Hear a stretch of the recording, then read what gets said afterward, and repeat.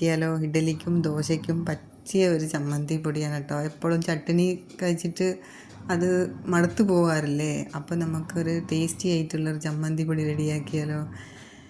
അപ്പം നമുക്ക് എങ്ങനെയാണ് റെഡിയാക്കാൻ നോക്കാം. എല്ലാ ഇൻഗ്രീഡിയൻസും ഞാൻ വറുത്തെടുക്കുമ്പോൾ പറഞ്ഞുതരാം. 1 കപ്പ് ഉഴുന്ന് പരിപ്പ് എടുത്തിട്ടുണ്ട്. ഏത് കപ്പിലാണോ അളക്കുന്നത് ആ സെയിം കപ്പിലാണ് എല്ലാ സാധനങ്ങളും എടുക്കാനായിട്ട്. അപ്പോൾ 1 കപ്പ് ഉഴുന്ന് പരിപ്പ് എടുത്ത് നല്ലവണ്ണം വറുക്കണം കേട്ടോ. ഞാനിപ്പോൾ വീഡിയോയ്ക്ക് വേണ്ടി സ്പീഡ് കൂട്ടിയിട്ടുണ്ട്. നല്ലവണ്ണം തീ കൂട്ടിയും കുറച്ചും വെച്ചിട്ട് നമുക്ക് വറുത്ത് കോരി എടുക്കാം. ഈ ഒരു കളറാണ് കേട്ടോ വരുന്നത്, ബ്രൗൺ കളർ. പിന്നെ അതിന് ശേഷം നമുക്ക് ആ സെയിം കപ്പിൽ 1/2 കപ്പ് പരിപ്പ്, സാമ്പാർ പരിപ്പാണ് എടുത്തിട്ടുള്ളത്. സാമ്പാർ പരിപ്പ് നല്ലവണ്ണം വറുത്ത് കോരി എടുക്കുക. വറുക്കുമ്പോൾ തന്നെ നമുക്ക് 2 ഡ്രോപ്പ് ഓയിൽ ഒഴിച്ച് കൊടുക്കുക. അപ്പോൾ പെട്ടെന്ന് വറുത്തെടുക്കാമല്ലോ.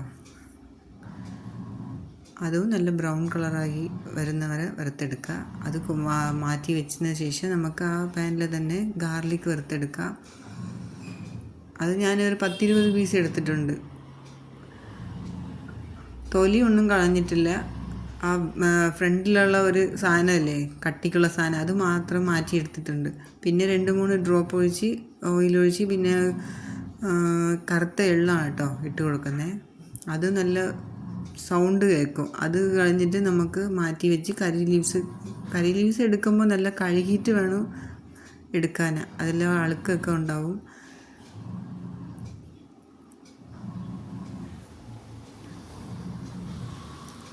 പിന്നെ അത് മാറ്റി നമുക്ക് ഓയിലൊഴിച്ച് ആ പാനിൽ തന്നെ നമുക്ക് വറ്റൽമുളക് ഇട്ട് കൊടുക്കാം.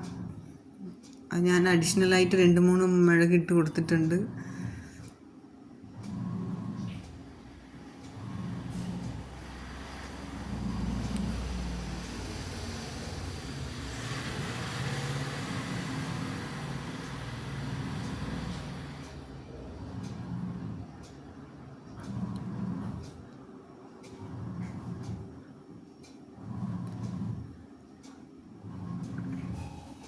ഇടയ്ക്ക് തീ കൂട്ടിയും കുറച്ച് വെച്ച് കൊടുക്കുക.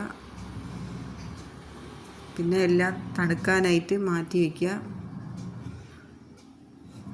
ഞാൻ സൈഡിലേക്ക് കായം ഉപ്പും കൂടി എടുത്ത് വെച്ചിട്ടുണ്ട്. ആദ്യം നമുക്ക് മിക്സി ജാറിലേക്ക് തണുത്തതിന് ശേഷം വറ്റൽമുളകും കുറച്ച് പരിപ്പും കൂടി ഇട്ട് അതിൻ്റെ കൂടെ കായപ്പൊടിയും ഉപ്പും കൂടി ഇട്ട് കൊടുക്കുന്നുണ്ട്.